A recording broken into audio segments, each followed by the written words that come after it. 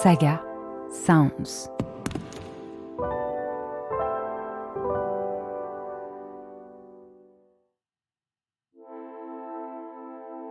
Il y a 50 ans, paraissait un rapport scientifique qui fit l'effet d'une bombe.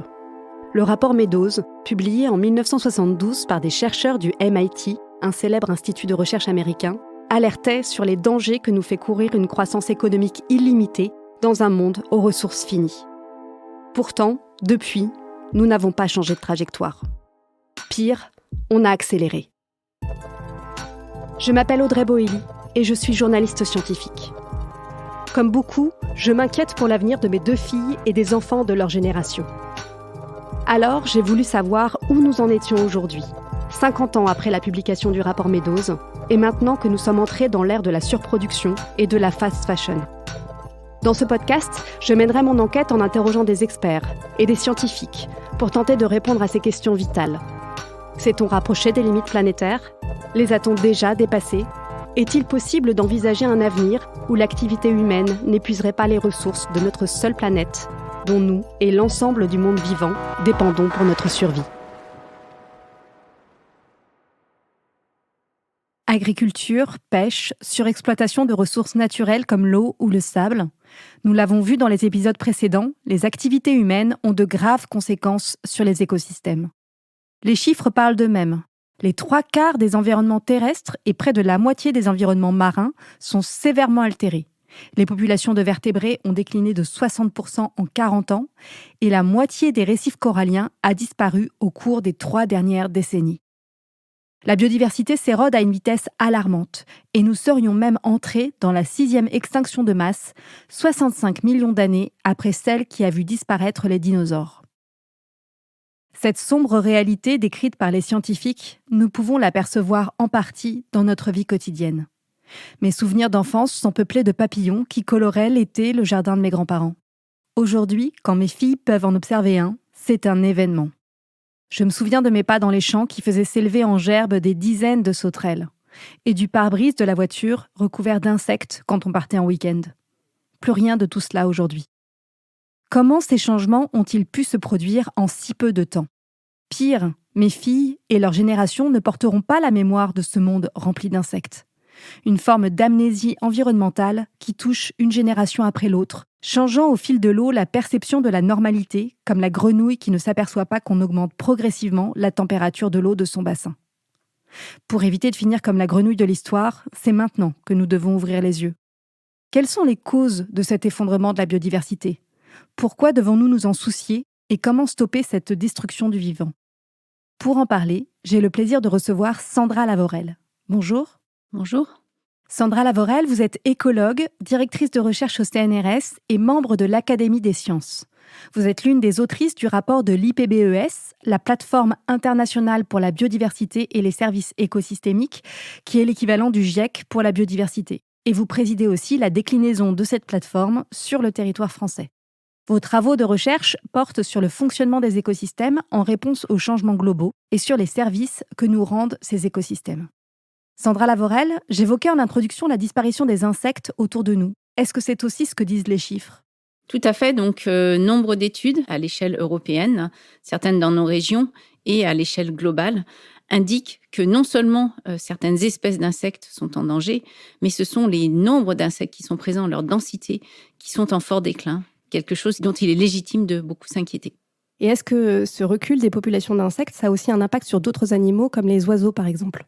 Tout à fait. Donc, les insectes sont des espèces qui sont à la base des chaînes alimentaires de beaucoup d'autres organismes, en particulier les oiseaux. Les insectes participent à la nutrition de ces autres animaux. Les insectes aussi participent à d'autres processus des écosystèmes, notamment dans les sols, pour participer au recyclage de la matière organique. Les espèces sont connectées entre elles au sein d'un écosystème. Les espèces sont connectées entre elles par qui mange qui, c'est ce qu'on appelle les chaînes trophiques, et éventuellement aussi des échanges d'énergie, des échanges de matière entre ces espèces. Et ça, c'est le fondement du fonctionnement de tous les écosystèmes. Et c'est un peu l'analogie de la tapisserie. Si on tire sur un fil, c'est l'ensemble qui risque de se débobiner. Les écosystèmes, ce sont un ensemble de relations intimes entre différentes espèces.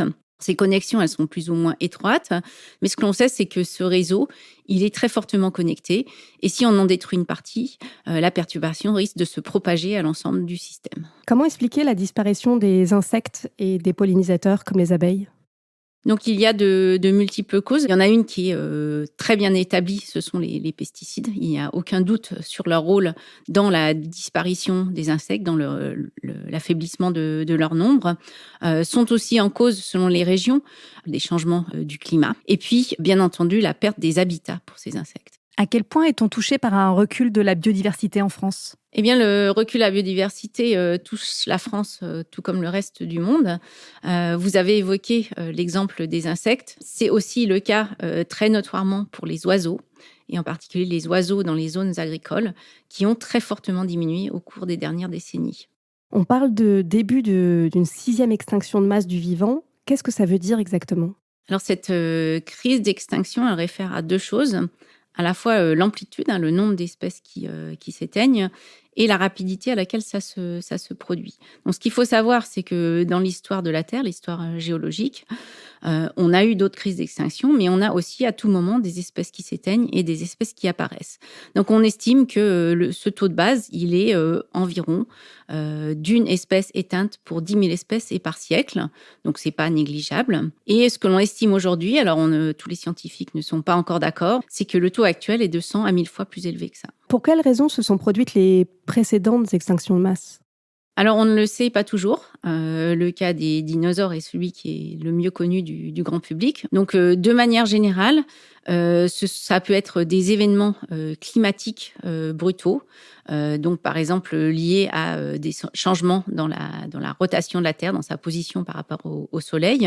Ça peut être des événements de nature astronomique, avec potentiellement des météores qui auraient touché la Terre.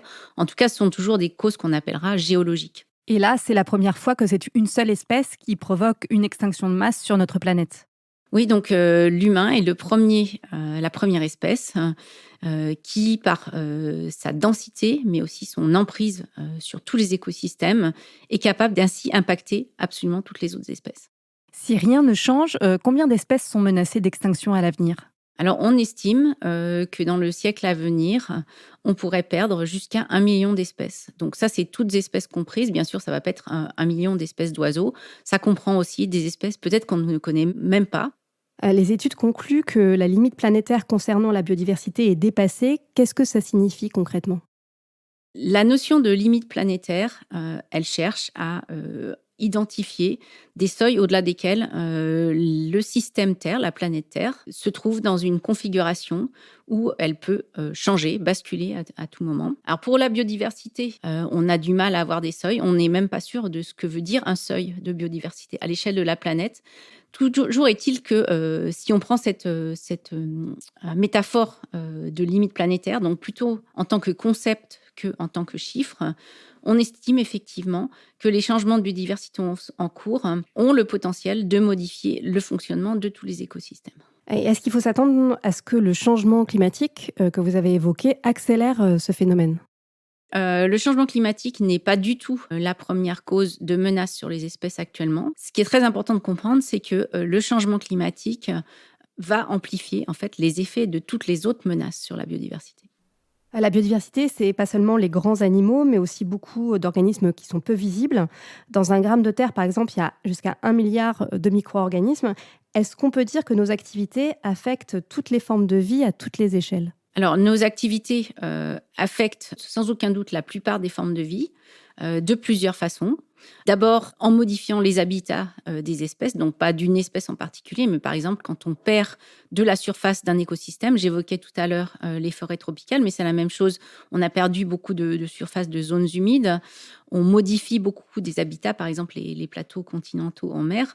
Là, on perd de l'habitat d'espèces et on est sûr d'impacter tout le monde. Et puis ensuite, ce sont par des effets qu'on va qualifier de plus diffus. Nous évoquions à l'instant le changement climatique, mais les pollutions se répandent quasiment partout et donc ont des chances d'affecter de très nombreuses espèces. Est-ce qu'on peut dire que globalement, l'homme est sorti des cycles naturels en surconsommant des ressources et en produisant des déchets qui ne peuvent pas être absorbés par la nature ? En tout cas, l'espèce humaine a bouleversé les cycles dont elle fait partie, notamment en fait en transformant des matières premières, en créant des nouvelles molécules et en les diffusant dans l'environnement, souvent en grande quantité. On pense très facilement, bien sûr, au cas des plastiques. Le chercheur Philippe Curie l'a évoqué dans un épisode précédent concernant la pêche.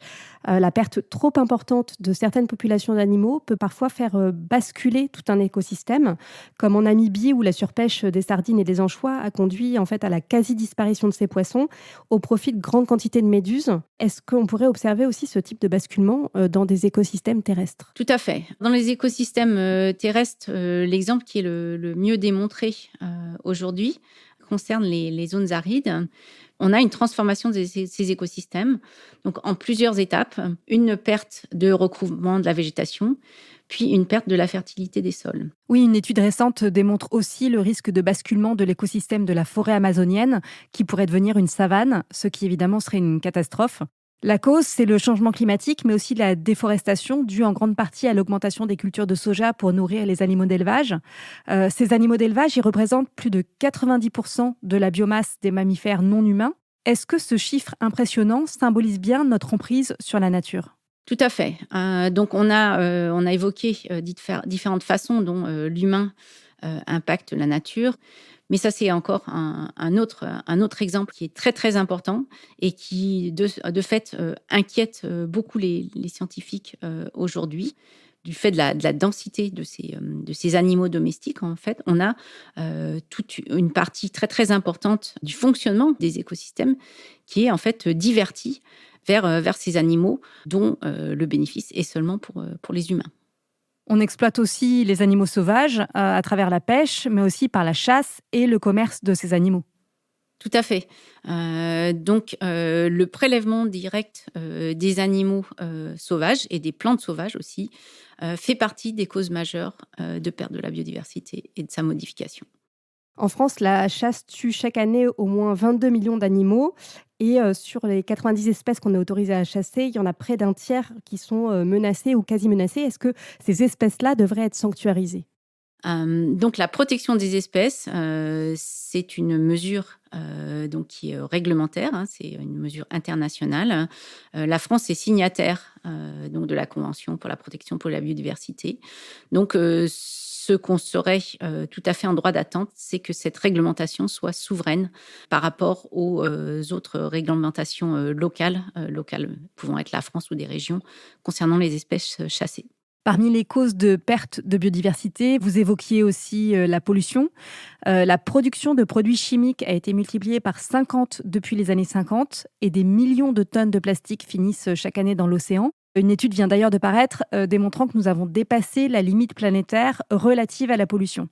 Est-ce que cette pollution concerne tous les milieux? Alors, tristement, on s'aperçoit que la pollution concerne absolument tous les milieux. Alors bien sûr, il y a les pollutions de déchets qui sont visibles, hein, vous avez évoqué certains plastiques. En fait, on a aussi de la pollution qui est non visible, hein, de la micropollution, même on parle parfois de nanopollution. Et donc, c'est peut-être de cela qu'il faut le plus s'inquiéter, le fait qu'on a des molécules qui sont capables d'aller absolument partout dans l'environnement et que nous avons peut-être complètement contaminé notre environnement de manière que nous ne comprenons pas, nous ne pouvons pas quantifier et nous ne comprenons pas forcément le devenir de ces molécules. Vous parliez aussi de l'usage des terres comme l'un des facteurs majeurs de perte de biodiversité. Quelle surface d'espace sauvage reste-t-il sur Terre? Alors aujourd'hui, la plus grande partie des surfaces terrestres, en l'occurrence plus des 3/4, 77%, sont impactées donc par les activités humaines. Ce qui est très important de comprendre derrière ces chiffres, parce qu'on peut regarder le verre moitié vide, moitié plein, il resterait un quart de surface qui serait sauvage, c'est qu'en fait, ce sont quasiment uniquement des zones qui n'ont pas été impactées, transformées, parce que ce sont des zones qui ne sont pas productives, hein. On pense à tout ce qui est froid, tout ce qui est sec, ou alors des zones encore complètement inaccessibles, comme ce qui reste de certaines zones de forêt tropicale. On est de plus en plus performant pour accéder à différentes parties de la Terre et pour aller extraire donc des ressources, que ce soit des ressources minières, des ressources forestières, des ressources agricoles. En France, on artificialise un département environ tous les 10 ans. Est-ce que l'artificialisation des sols joue un rôle important? Alors, l'artificialisation des sols est un des problèmes majeurs pour la biodiversité, en France, bien entendu, dans tous les pays développés et de plus en plus, donc dans les pays qui sont en économie émergente. Donc absolument, c'est un problème dont il faut se soucier d'urgence. En France, on parle d'un objectif qu'on s'est fixé de zéro artificialisation nette. Qu'est-ce que ça veut dire? Est-ce que concrètement, quand on coule du béton quelque part, on recrée un sol ailleurs? C'est la législation européenne et française, hein, pour chaque mètre carré, chaque hectare, donc qui est artificialisé, d'être remplacé. Alors ça ne veut pas dire d'aller protéger quelque chose qui était déjà en bon état, ça veut dire vraiment remplacer et restaurer un autre écosystème qui n'était plus en bon état. Et quand on a construit des parkings, des bâtiments, est-ce que c'est vraiment possible de régénérer les écosystèmes à cet endroit? La difficulté, c'est tout simplement une difficulté de coût. Ce n'est pas impossible techniquement, c'est très coûteux. Si on enlève tout le sol, effectivement, c'est très long, hein, il s'agit de siècles et plutôt de millénaires. Les sites qui sont quand même très, très difficiles à régénérer, c'est lorsqu'on a des toxiques, typiquement des mines. Vous parliez tout à l'heure, parmi les habitats importants, des zones humides qui disparaissent à grande vitesse. Pourquoi ces zones sont-elles importantes? Alors, les zones humides sont essentielles au fonctionnement de la Terre. Elles jouent de nombreux rôles, alors hormis être l'habitat de beaucoup d'espèces. Elles jouent des rôles très importants dans la régulation de la quantité des eaux, notamment la régulation des crues, mais aussi le relâcher de l'eau pendant les périodes sèches, et la régulation de la qualité des eaux. Les zones humides, en particulier dans les zones urbaines, jouent aussi un rôle non négligeable de régulation de la température locale. Parmi les habitats essentiels, il y a aussi bien sûr les forêts. À quel point la surface des forêts recule-t-elle dans le monde à cause de la déforestation? La déforestation, c'est un problème réel, en particulier en région tropicale ou subtropicale. Alors, on parle beaucoup des zones tropicales, hein, on parle beaucoup de l'Amazonie et du bassin du Congo. Ce qu'il faut savoir, c'est qu'il y a aussi de grandes surfaces forestières qui sont exploitées de manière de plus en plus intensive, par exemple en Sibérie. Il y a une association qui s'appelle Envol Vert qui a développé un calculateur pour évaluer son empreinte forêt qui permet de mesurer l'impact de notre consommation sur la destruction des forêts. En moyenne, en France, on est chacun responsable de la disparition de 350 mètres carrés de forêt chaque année. Si on regarde dans le détail, c'est dû pour les 2 tiers à la production de soja, induite principalement par notre consommation de viande, d'œufs et de produits laitiers. Est-ce que, effectivement, au niveau mondial, c'est vraiment ce type de consommation qui mène le plus à de la déforestation? Alors, cette consommation, en gros, de production donc de protéines végétales pour les animaux d'élevage est une forte contribution à la déforestation. J'aimerais citer un autre exemple qui est aussi très inquiétant. Donc, une des solutions qu'on a pour répondre au changement climatique, c'est de se tourner vers des espèces végétales pour produire de l'énergie, donc des cultures à vocation énergétique. Des agrocarburants, en Des fait. agrocarburants, exactement. Et ça, on en mesure encore sans doute pas complètement l'impact. Et si l'on en vient à ces agrocarburants, en fait, les surfaces concernées vont être une vraie menace pour beaucoup de régions, et en particulier les régions forestières, dont il est essentiel d'arrêter de les détruire. Effectivement, pour la transition écologique, on prévoit d'augmenter beaucoup la quantité d'agrocarburants pour les voitures ou l'aviation, par exemple. Voilà, tout à fait. J'en profite aussi, nous parlions de plastique juste avant. Remplacer nos emballages par des emballages qui sont faits à partir d'amidon, de maïs, de pommes de terre, etc. C'est exactement le même problème. Et finalement, le fond du problème, et je pense celui sur lequel j'aimerais vraiment insister, c'est qu'il ne s'agit pas de sans arrêt avoir des solutions de substitution. Là, on parle de solutions de substitution. En fait, il faut juste consommer moins d'emballage, d'énergie, de produits alimentaires transformés qui demandent des longues chaînes de transformation, etc. En France, à première vue, il semblerait que la forêt se porte plutôt bien car elle gagne du terrain. Mais quand on y regarde de plus près, la moitié d'entre elles ne sont constituées que d'une essence dominante et un tiers de seulement 2 essences d'arbres. Comment ça se fait et est-ce que c'est un problème pour la biodiversité ? Donc effectivement, sur des forêts qui sont souvent monospécifiques, qui sont liées soit à la replantation, soit à l'entretien de plantations, donc d'espèces qui sont finalement comme des cultures, hein, donc de production de bois, et aujourd'hui aussi éventuellement à vocation de séquestration du carbone. Souvent traitées de façon relativement intensive, c'est-à-dire avec des temps de rotation qui sont courts. On a déjà le fait que ce soit donc des arbres qui ont tous le même âge, qui soient tous de la même espèce en termes de richesse de l'habitat, c'est pas très favorable. Les forêts, vous le disiez, abritent un grand nombre d'espèces, mais jouent aussi plusieurs autres rôles importants. Elles luttent contre le changement climatique en capturant le carbone de l'air. Elles jouent un rôle de climatiseur l'été en rafraîchissant l'atmosphère. Elles augmentent aussi localement les précipitations. La forêt, en fait, nous rend de nombreux services. Oui, donc les forêts ont un certain nombre de fonctions qui sont essentielles pour le bien-être humain. Donc, par exemple, on l'évoquait, la régulation du climat global par la séquestration du carbone, la régulation du cycle de l'eau, donc notamment les surfaces forestières jouent un rôle important pour la régulation des crues. Et puis, ça va être des sources de produits divers par juste du bois et des lieux où en fait les personnes vont venir se ressourcer par leurs activités récréatives. Autre service rendu par la nature et qui est essentiel à notre survie, c'est la production de l'oxygène qu'on respire. Tout à fait. Donc, toutes les plantes, quelles qu'elles soient, aquatiques et terrestres, par leur photosynthèse, produisent de l'oxygène. Et c'est ça qui a rendu la Terre habitable. Et d'ailleurs, une bonne partie par le phytoplancton, parce qu'on pense souvent aux arbres dans la production d'oxygène, mais l'océan joue aussi un rôle important. Oui, tout à fait. Donc, l'océan et les plantes aquatiques ont aussi des fonctions de photosynthèse. Ces services rendus par la nature, on les appelle aussi services écosystémiques. À combien chiffre-t-on ces services ? Alors, il existe des évaluations économiques de ces contributions. Elles sont chiffrées à des milliards d'euros par an.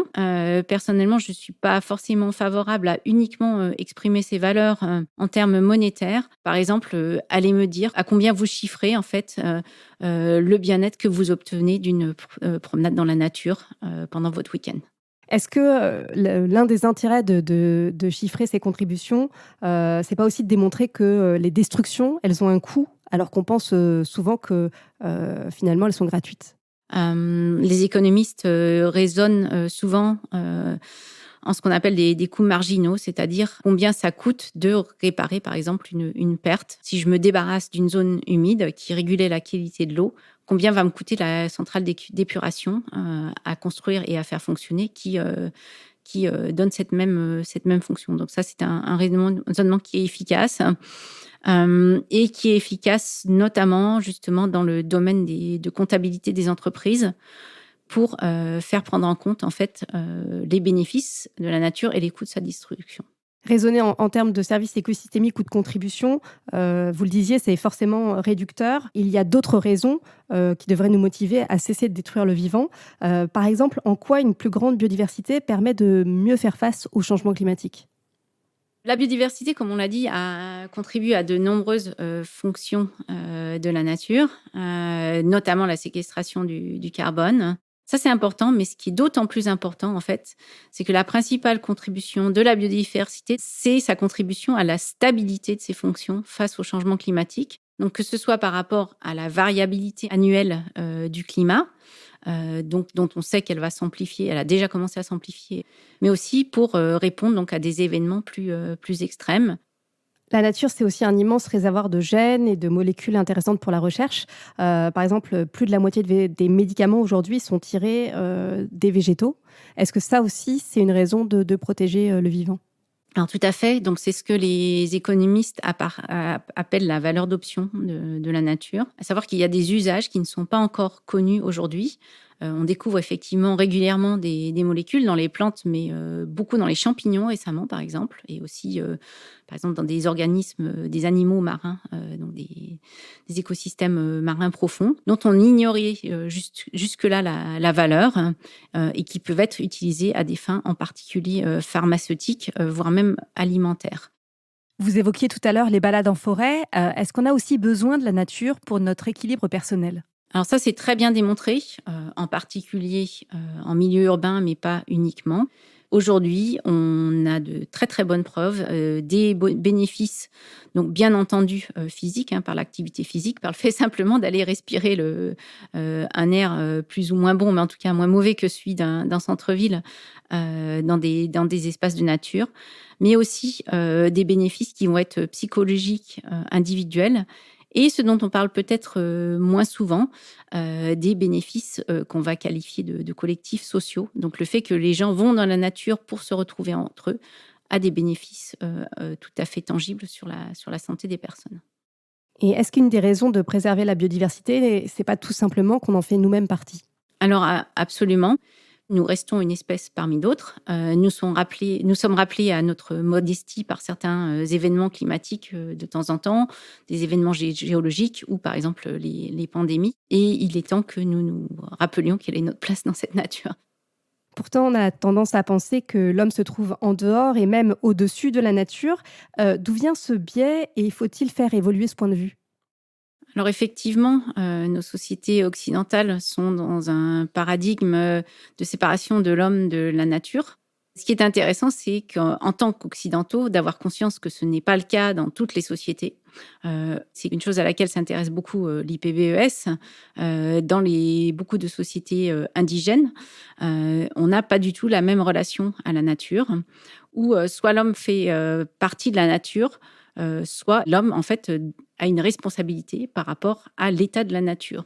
Et donc, la première chose qui est intéressante, c'est par le biais de ces connaissances qui nous remontent aujourd'hui, de déjà prendre conscience que cette posture de relation de l'humain à la nature, elle n'est pas universelle et qu'il y a d'autres façons de procéder.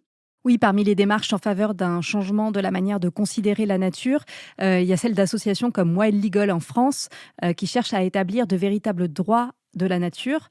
Dans des pays comme la Colombie, la Nouvelle-Zélande, l'Équateur ou même les États-Unis, le statut juridique de forêt, de fleuve, de lac ou d'animaux sauvages a été reconnu, ce qui permet de les doter de droits fondamentaux et donc de mieux les protéger. Mais on voit aussi un mouvement dans le sens inverse, vers un asservissement de plus en plus grand de la nature et jusqu'à la manipuler génétiquement en produisant des organismes appelés OGM. Est-ce que c'est une bonne idée selon vous? Le mouvement général, c'est vers une recherche d'un plus grand contrôle. C'est le modèle de nos connaissances et de développement de l'innovation en particulier. Mais à côté de cela, je pense qu'on a une reconnaissance accrue, à la fois du droit et de l'utilité de la nature à évoluer par elle-même. Ceci est particulièrement intéressant quand on pense, par exemple, aux effets du changement climatique, où on s'aperçoit que la transformation des écosystèmes qu'on ne va ni pouvoir gérer, ni pouvoir éviter, en fait, peut nous mener à des solutions auxquelles on n'aurait pas forcément pensé. Et en particulier, c'est que les mécanismes évolutifs, d'évolution au sens notamment génétique du terme, recèlent en fait des solutions dont nous ne sommes pas conscients et dont nous ne bénéficierons pas si nous ne laissons pas faire la nature dans un certain sens. Pour revenir à la question des OGM, est-ce qu'une des problématiques, c'est pas le risque d'aller vers une privatisation du vivant? Alors, c'est un des versants de l'approche technocentrée du vivant. Et effectivement, et c'est d'ailleurs ce qui contribue aux difficultés du débat sur les OGM, où il y a une part qui est liée à la souhaitabilité ou non d'un point de vue, par exemple, effet éventuellement négatif sur l'environnement, mais aussi les modèles d'exploitation qui vont avec.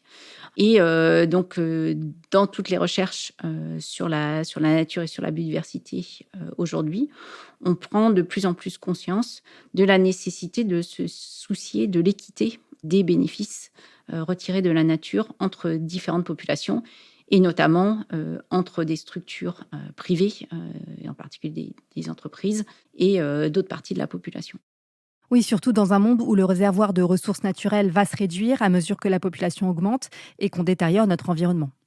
Est-ce que, dans le contexte d'un effondrement de la biodiversité, comme on le voit actuellement, la création récente de la plateforme intergouvernementale sur la biodiversité, qui est l'IPBES, dont vous faites partie, montre qu'une prise de conscience est en train d'avoir lieu? L'IPBES, c'est la plateforme onusienne, donc parallèle de celle qu'on a pour le climat, donc le GIEC, qui est chargée par les gouvernements de la production d'évaluations internationales de l'état, de la biodiversité et des écosystèmes, et donc de leur contribution au bien-être des sociétés humaines. Donc l'évaluation mondiale de l'IPBES, approuvée par les gouvernements à Paris en mai 2019, a fait appel aux travaux de 145 experts. Ces experts venaient de 51 pays différents. Et il s'agit de milliers de publications qui ont été mobilisées. Donc on essaye d'être le plus exhaustif possible, moyennant bien entendu le temps disponible de ces experts, dont je souligne que la plupart font ça de manière bénévole, même extra-professionnelle.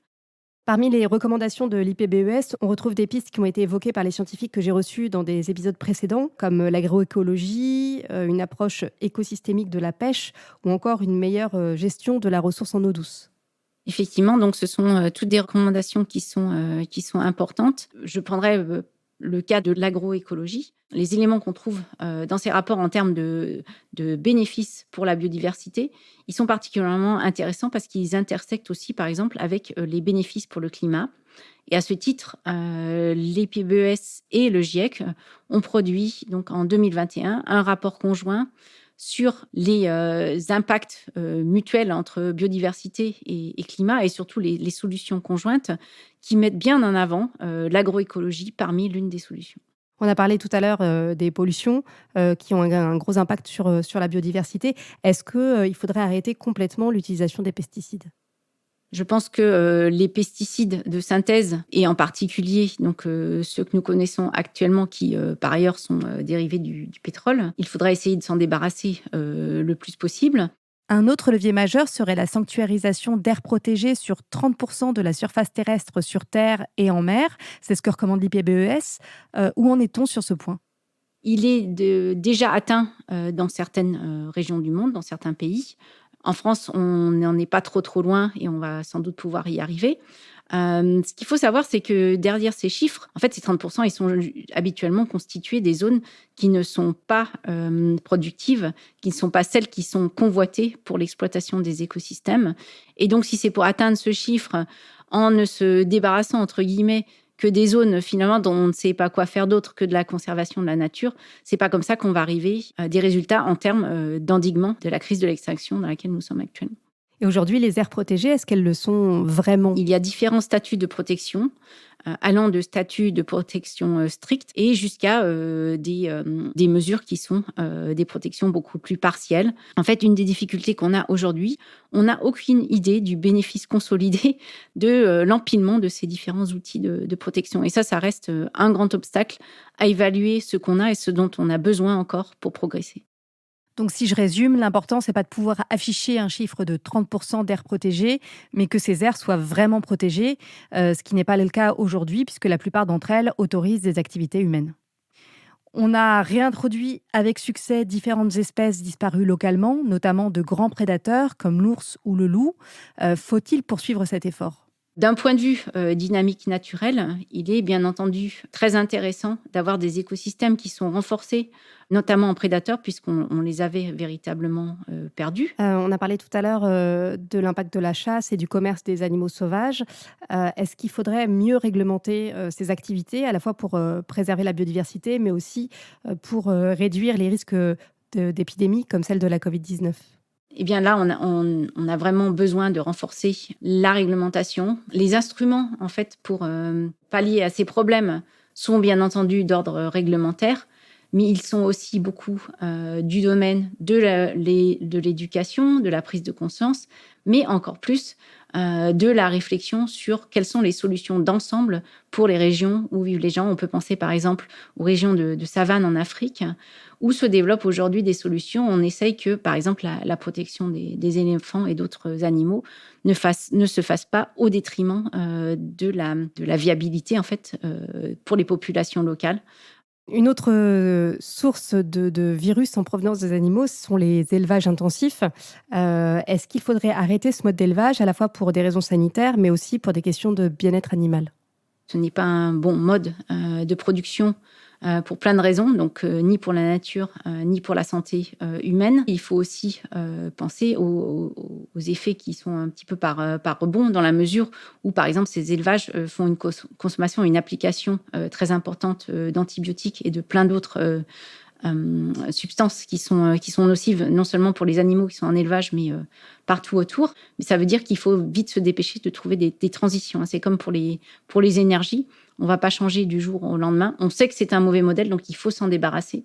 Mais il faut surtout aussi trouver des solutions de transition. Et globalement, est-ce qu'on devrait manger moins de viande pour réduire l'espace occupé par l'élevage ? La question de la réduction de la consommation de la viande, c'est surtout une question d'impact environnemental en termes de ressources qui sont utilisées pour nourrir ces animaux. Aussi, ces élevages d'animaux à destination pour la consommation humaine sont auteurs d'une part importante des émissions de gaz à effet de serre à l'échelle mondiale. L'élevage durable est une solution, et ça ne veut pas dire de ne pas faire d'élevage du tout. En fait, il s'agit de quel élevage on fait et où on le fait. Pour sortir de la crise écologique, on prône aujourd'hui d'investir dans des technologies dites vertes. Est-ce qu'au contraire, il faudrait plutôt investir dans des solutions fondées sur la nature ? Les solutions fondées sur la nature, en fait, ce sont toutes les actions pour soit préserver, soit restaurer, soit gérer la nature pour ces avantages en termes de réponse, d'adaptation et d'atténuation au changement climatique, mais aussi des bénéfices, bien entendu, pour la protection de la biodiversité et d'autres bénéfices pour les populations, comme par exemple l'atténuation des risques liés au changement climatique, mais aussi la fourniture, par exemple, de biens alimentaires, de bois, etc., de manière durable. Parmi les solutions fondées sur la nature, il y a aussi certaines pratiques prônées par l'agroécologie, comme par exemple remplacer les engrais de synthèse fabriqués à partir d'énergies fossiles par le fumier issu de l'élevage. Alors, quand on regarde la crise à laquelle nous faisons face, est-ce que, selon vous, des ajustements vont suffire ou est-ce qu'il faut sortir du modèle actuel qui tend vers une consommation toujours plus grande et une production toujours plus importante de déchets ? Donc, on sait aujourd'hui qu'on n'a absolument aucune chance de résoudre vraiment les crises conjointes de la biodiversité et du climat en gardant le même modèle économique et sociétal que nous avons actuellement. La question n'est pas si c'est oui ou non, c'est en fait comment est-ce qu'on s'évade de ce modèle dans lequel nos sociétés, au moins occidentales, et le modèle mondial est en quelque sorte piégé. Ce n'est pas une question de si, c'est une question de comment pour moi. Il est très important que tous les citoyens soient très conscients de ce qui se passe, de la nécessité de ces changements qui sont profonds. Certains seront plus ou moins faciles. Plus on attend, plus les changements seront difficiles. Et donc, par une connaissance et une prise de conscience de masse, on a d'autant plus de chances de se libérer de modèles qui sont toxiques. Merci beaucoup Sandra Lavorel d'avoir répondu à mes questions. Pour aller plus loin, je conseille la lecture de 2 livres édités par Actes Sud, L'Europe réensauvagée du naturaliste Gilbert Cochet et Manière d'être vivant du philosophe Baptiste Morisot, ainsi que du roman graphique Extinction, le crépuscule des espèces, écrit par le biologiste Jean-Baptiste de Panafieux et dessiné par Alexandre Franc et paru aux éditions d'Argo. Aujourd'hui, nous avons parlé de la crise de la biodiversité qui se déroule déjà sous nos yeux. Dans le prochain épisode de Dernière Limite, nous en évoquerons une autre qui se profile, la crise énergétique. Les réserves d'énergie fossile dont nous dépendons ne sont pas infinies, et elles sont de plus en plus chères à extraire. Une bonne nouvelle pour le climat ? Rien n'est moins sûr, car la transition énergétique est loin d'être sur les rails. L'énergie sera-t-elle moins abondante à l'avenir ? Et comment anticiper au mieux cette situation ? Pour en savoir plus, je vous donne rendez-vous au prochain épisode de Dernière Limite. Dernière Limite est un podcast pensé et écrit par Audrey Boelly. La réalisation et la musique sont d'Emma Chevalier, l'illustration de Chloé Nicolai et la production Saga Sounds. Pour soutenir ce podcast, n'hésitez pas à mettre des étoiles sur votre plateforme d'écoute et pour être tenu au courant de la sortie de chaque épisode, suivez Saga Sounds sur les réseaux sociaux. Et retrouvez-nous tous les mercredis pour un nouvel épisode de Dernière Limite.